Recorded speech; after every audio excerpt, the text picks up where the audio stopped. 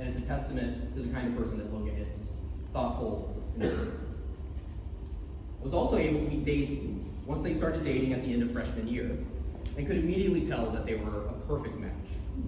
Logan was very smitten early on, and while they were both in Houston over the summer, he decided that it was time to introduce Daisy to his parents after only spending a couple days together over that summer.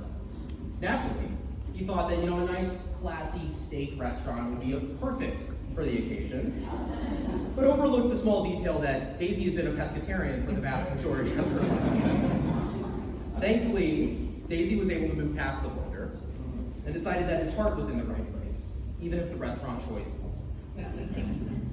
As they dated, I got to know Daisy more through hanging out at Rice and seeing them go through life together. As I learned more about her, two aspects of her character and personality stood out to me: her drive and her ability to light up any room she's in. That drive was immediately apparent at Rice, where she was one of the hardest working people I knew. While Logan and I golfed and procrastinated on our problem sets, she was always on top of her studies. She kept this drive up throughout law school and is now a Duke Law alum, practicing here in Houston. Whether it's loving every minute of securities litigation, or slogging through offshore oil well retirement obligations, Daisy kicks butt at everything she does. Having said that, she also knows how to relax. One of her favorite activities being cozying up on the couch with a good book and a cup of coffee, or maybe a full glass of wine, depending on the day. It's only fitting that they are getting married in one of the first libraries in Houston.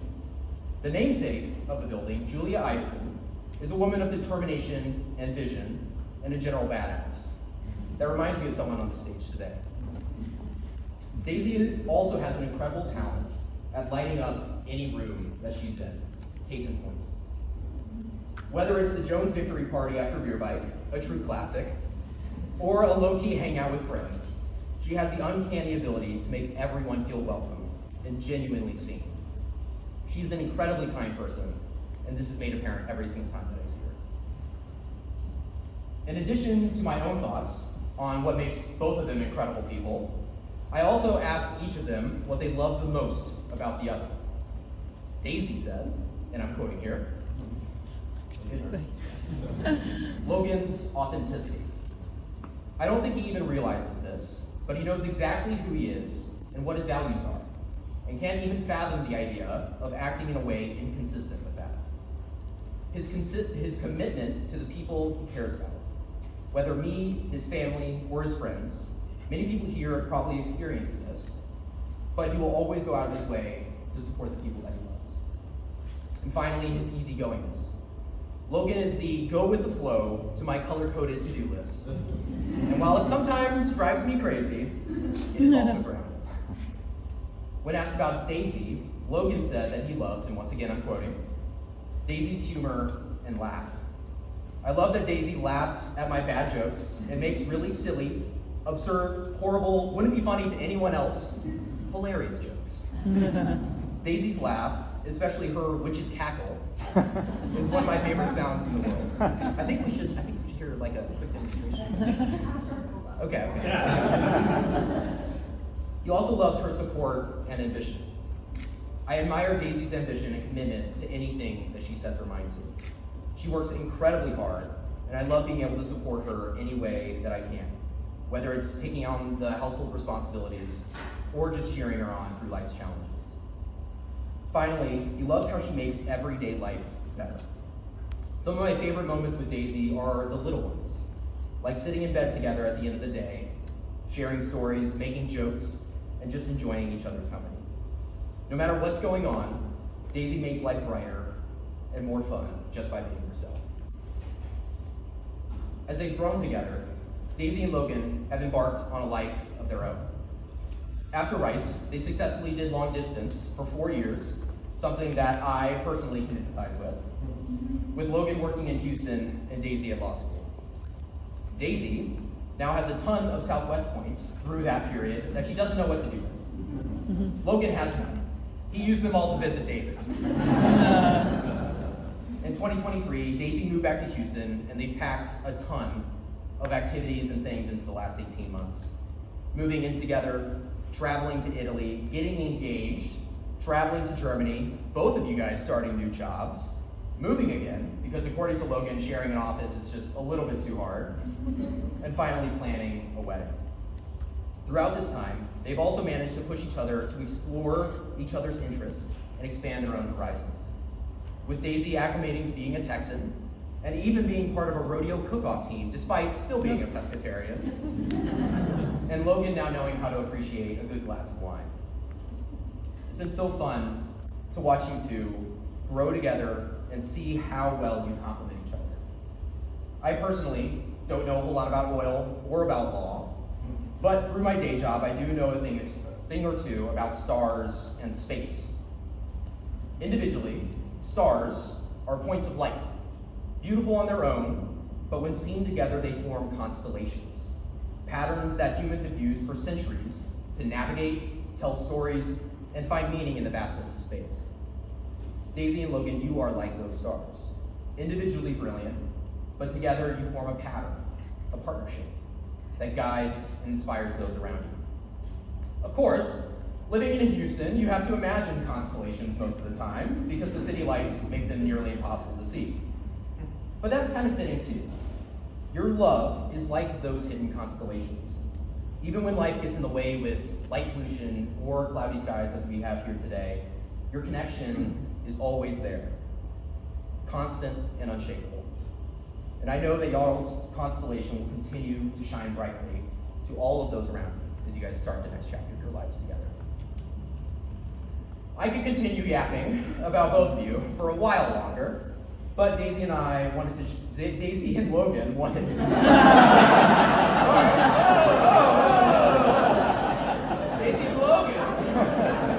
me to share the stage today. I'm not so sure about having you officiate anymore.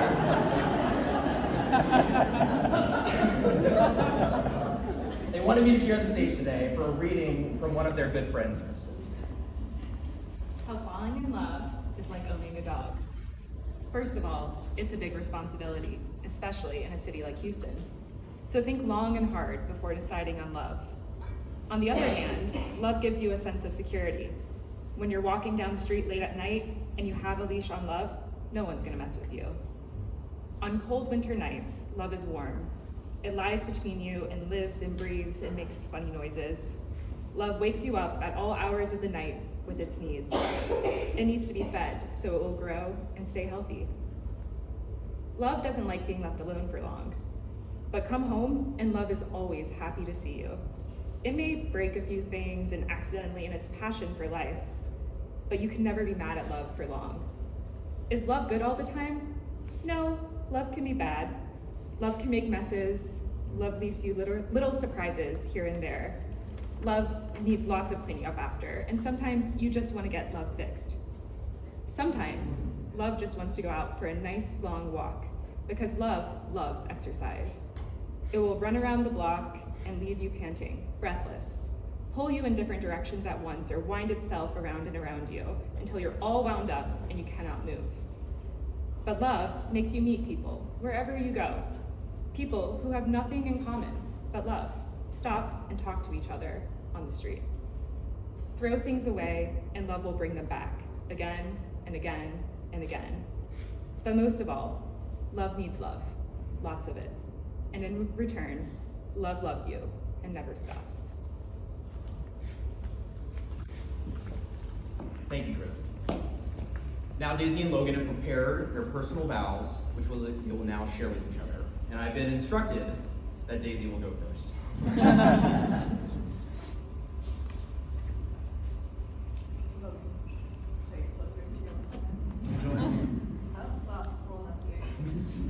It took me a while to figure out what to say here because I'm not really sure how to distill a lifelong commitment into a few words on a very small piece. But then I started thinking about you and the ways in which you show up for me every day and how I want to channel that. And once I did that, this became a whole lot easier. So these vows are not just my commitment to you, but they're also a thank you. I promise to be patient and appreciative. I promise to listen.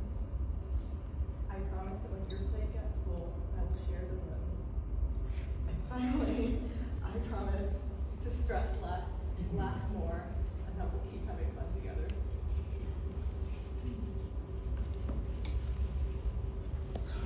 That's all I got.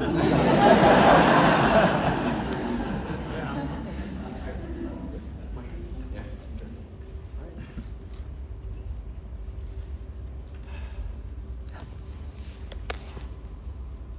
Daisy, you are my favorite person, my greatest love, and my best friend. Your laughter fills my life with joy, and your kindness makes every day brighter. I promise to stand by your side, to support you in all that you do, and to encourage and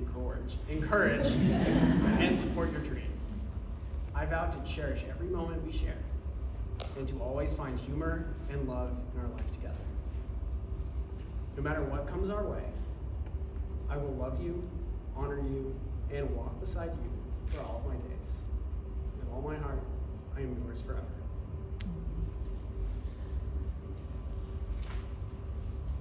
Daisy and Logan will now exchange rings as a symbol of the promises of marriage. Speaking of the rings, Made it back. right, come and grab them.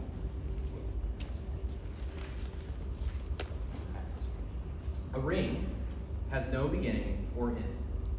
Its path is endless and a symbol of your endless love and respect for each other. By placing these rings on each other's fingers, you are promising to not only love each other, but to honor each other, to be compassionate, patient, and understanding as you build your future together. You can both feel the love in this room. Not just the love for each other, but from everyone here today. Let these rings be a reminder of that love. I think 2 strikes, man. This is why I'm going into retirement. Yeah.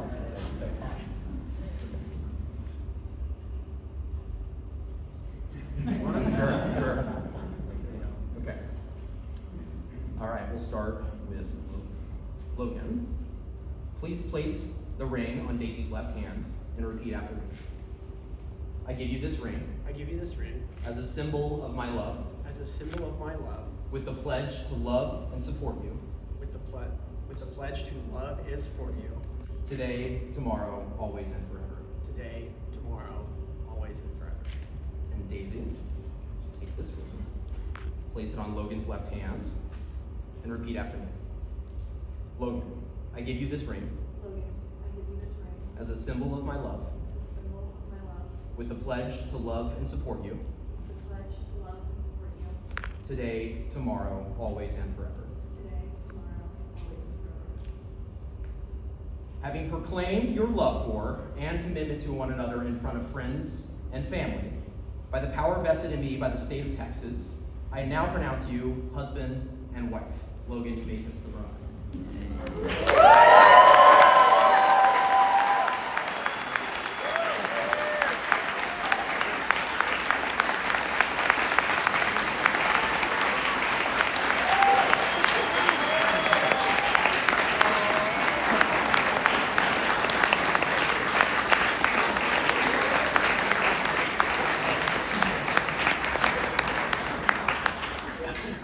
We're not done yet. Daisy and Logan would now like to take this time to toast to their new life together. In Scotland, it is a tradition for newlyweds to celebrate their marriage with a drink from the quaich. I hope I'm saying that correctly. Yeah, it's Did I do great. it? Okay, Great. there we go. This cup has 2 handles, symbolizing love and partnership. As you both hold on to this cup, which I'll pull out in just a second, reflect on how your love for each other makes you stronger.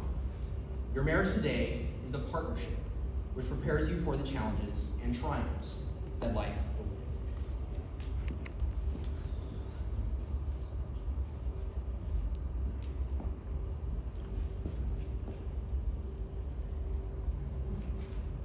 Ready? Next slide. Sorry.